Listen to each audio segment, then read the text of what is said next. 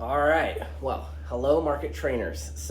I've been asked to shoot this video. So we just finished sales school. I'm in a hotel. Sorry for the background and the lighting. Poor lighting, I get it, but this isn't a virtual training. With that, in our breakout for the T3 the other day, I was asked, having done a ton of T3s over the years, what my advice or guidance would be to maybe somebody that has not done a T3. And based upon that response, I was then asked by Jen if I could maybe record that or reiterate it. So this is my best attempt to say something that was off the cuff back in a bit of a scripted form. So hopefully if you're still kind of trying to figure pieces of your presentation out, maybe this will help you out a little bit. But as best I can, I will try to recall a little bit of what I said on that call in just the next 2 minutes or so and give you a little bit of insight on what you might be seeing for that T3. So first and foremost, I never classified them as T3s. I look at them and I've always enjoyed them like a market trainer Olympics.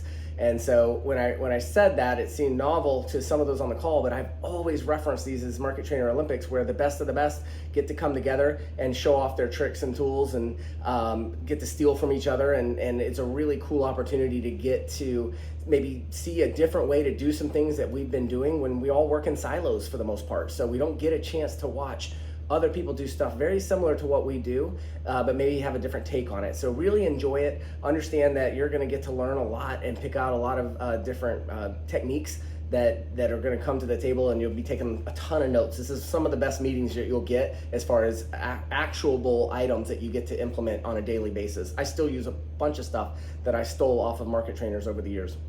Now, from a standpoint of how to break up your 30 minutes, from the newer people, veteran market trainers, you know how to do this all day long. I'm not showing you anything you don't know, but if it's your first time, my recommendation is to break your 30 minutes up into a couple different pieces. So really 3 different type of topics at about 6 minutes a topic. That way it leaves you 2 group breakouts. The reason for these 2 group breakouts is you can decide on the fly, is it a minute and a half? Or is it more of a 2.5 minute group session? This is what allows you to stay flexible within that 30 minutes so that you can kind of land this on time. I think one of the best points, or really showing off a complete ownership of the T3 and the Teach Back training, is when you land it right on that 30 minutes and walk off the front of the room. And obviously your content's going to be good, but that's one of the harder things for a lot of people to do, is to manage that time. Well, you can build things into the presentation that allow you to do so.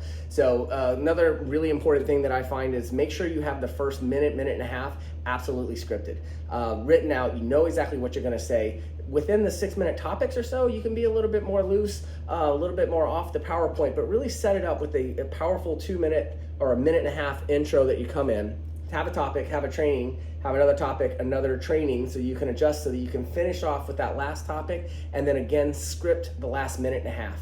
I think one of the bigger challenges I've seen in the past is when people finish and they get to the end and they're just kind of like, and that's kind of where I had it, or I left it. Like, no, have that thing finished. It's kind of like a lasting impact, and it really ties and puts a bow on the whole presentation. I know I'm at 3.5 minutes, so I'm going to pick it up. The last part would be the timing and the curling. The analogy that I used kind of went hand in hand with that of the Olympics, but think of the stone landing right on that bullseye. So if you know your last minute and a half is really scripted, as you come out of that last group breakout or your last training topic, you're going to be able to land that plane right on that 30-minute window. You don't want to be too early, you don't want to be too late, but don't put a lot of pressure on it. Just build something in that's close to about that 2.5 minutes towards the end with an exercise that you could either make 10 seconds or you can make 2 minutes, so that you can really control that timing. The last thing I will say, and I remember iterating on that call as well as one I had before, remember that the room is absolutely full of fans. All the market trainers that are now kind of your audience and acting like the part of newer associates, there's nobody in there that's that 40-year-old been in sales forever that's going to heckle or try to throw a little bit of doubt on something that you're saying. They are all there to help, to participate, almost to a fault. They're going to go above and beyond to make you comfortable to participate and play along with whatever your 30-minute session is going to be about. So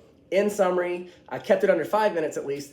I hope that was similar to what I did kind of the other day on that breakout call. And if obviously you're 10-year veterans, you know how to do this thing all day long. It's going to be fun to watch. But for those of you, if you're still in the planning process, I hope this helped a little bit, and best of luck. Last and not least, have fun with it. It's meant to be fun, so have some fun. All right, thanks. Bye.